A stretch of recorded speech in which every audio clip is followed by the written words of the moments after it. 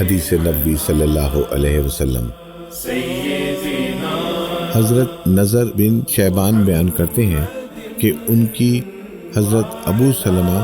بن عبد الرحمن رضی اللہ تعالیٰ عنہ سے ملاقات ہوئی تو ان سے کہا، مجھے رمضان المبارک کی عمدہ ترین فضیلت بیان کریں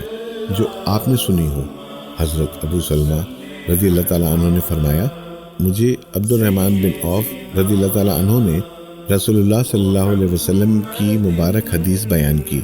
کہ آپ صلی اللہ علیہ وسلم نے رمضان المبارک کا ذکر فرمایا تو اسے سب مہینوں سے افضل قرار دیا، اور آپ صلی اللہ علیہ وسلم نے فرمایا، جو شخص